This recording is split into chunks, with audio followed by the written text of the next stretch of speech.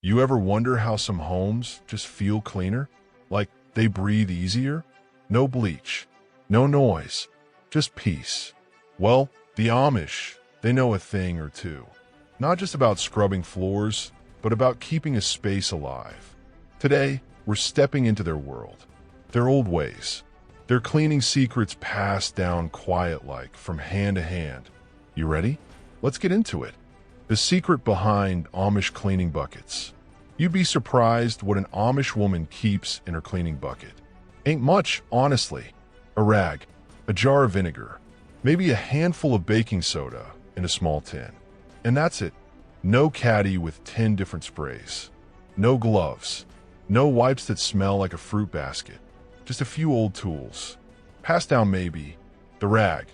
Probably torn from a flour sack or an old dress that's seen better days. She dips it in warm water with vinegar and wrings it hard. Then she moves fast. One swipe here, two there. No wasted motion. Corners. Windowsills. The backs of furniture you ain't touched in months. All clean now. That bucket, it's like a symbol. Don't need more than that to run a clean house. The Amish figured out long ago that more stuff usually just makes more mess. They don't mop. They scrub floors on hands and knees. It ain't unheard of. An Amish woman down on the floor with a brush. Bucket nearby. Sleeves rolled up. And no, she ain't doing it 'cause there's guests coming. She's doing it because it needs done. Mops are too fancy, too disconnected. Hands and knees gets you close to the dirt. Real close. You see the dust you missed, the scuff marks, the sticky syrup trail the kids tracked in. Amish folk don't wait till floors shine to be proud. They take pride in the effort, one board at a time. Sometimes they'll add a splash of homemade soap in the water. Maybe a bit of peppermint oil if someone's sick in the house. Cleans the soul too, they say. After a good floor scrubbing, the whole room smells lighter, like someone paid attention, like it matters. Cleaning in silence. Funny thing, you won't hear music blaring from a speaker while an Amish woman cleans. No headphones, no talk shows or noisy background. Just silence, or the creak of the house, the rhythm of her brushing a window pane, the sweep of the broom against old wood. It ain't boring. It's focused, meditative maybe. Some call it prayer, others just call it peace. And in that quiet, she notices things others miss. The cobweb in the far corner, a scratch on the cupboard door, a loose hinge. The home starts talking to her, telling her what needs fixing, what needs care. City folks, they clean with noise. The Amish, they clean with stillness. And somehow, it sticks better. Dusting isn't a chore. It's a weekly ritual. Every Saturday, without fail, the dusting begins.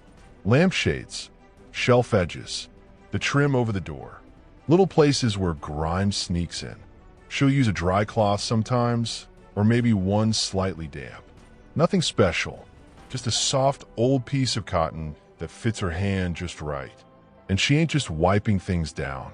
She's visiting them, remembering where the family Bible came from, checking on that photo of great-grandpa, rubbing a little beeswax on the edge of a wooden chair.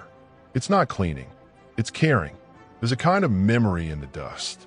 You brush it away, and the story underneath gets clearer. One swipe at a time. Even the outhouse gets polished. Yup, you heard that right. Not every Amish home has indoor plumbing. And even if they do, the outhouse might still be in use. And it ain't nasty. Not the way you're thinking. It's clean, tidy.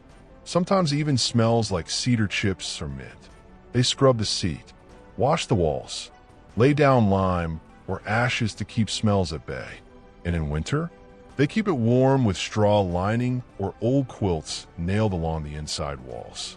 They respect the outhouse like it's just another room. Because it is. It deserves to be clean too. Nobody's above it. Even a youngest child learns how to keep it tidy. And honestly, you could eat a sandwich in some of those outhouses. Wouldn't recommend it, but you could. Cleaning clotheslines like they clean everything else. You ever think about your clothesline? Probably not. But the Amish do. They wipe it down every week, especially before hanging fresh linens. Don't want last week's dust or bird mess rubbing off on the sheets. It's simple: a wet rag, a firm grip, a steady walk from pole to pole. And they look at the line like it's part of the laundry. Because it is. Clean line, clean clothes. Makes sense when you think about it. They'll also check the clothespins. Run them through fingers. Make sure nothing's cracked. If one breaks, they'll mend it or carve a new one. Nothing goes ignored. Nothing is too small to care for. Cleaning as a way to teach patience. It's not just about the sparkle. Amish cleaning teaches something. Patience. You give a young girl a broom and ask her to sweep the porch. She learns fast that hurrying don't work. Leaves come back. Corners take time. It's not punishment. It's practice. Same with the boys who dust the buggy. Wipe every spoke, every leather strap. They don't get rushed. They get guided. Do it right or do it twice, someone's grandpa probably said. And over time, those little chores, they grow into habits. Habits grow into character. That's the quiet lesson Amish homes teach through cleaning. Character isn't built in the schoolroom. It's built in the kitchen with a rag in hand. Amish homes don't smell like bleach. Ever notice that? No sharp chemical stench. No floor cleaner that smells like a swimming pool. Amish homes have this softness in the air. Sometimes sweet, sometimes woodsy, but always natural. You walk in and it smells like beeswax and bread. Maybe a hint of soap and herbs. Because everything they use, it's simple. The wood they scrub, the linens they dry, even the soap they make, it all breathes. You feel it when you sit down. Like the room ain't trying too hard. It just is. That's what clean should be.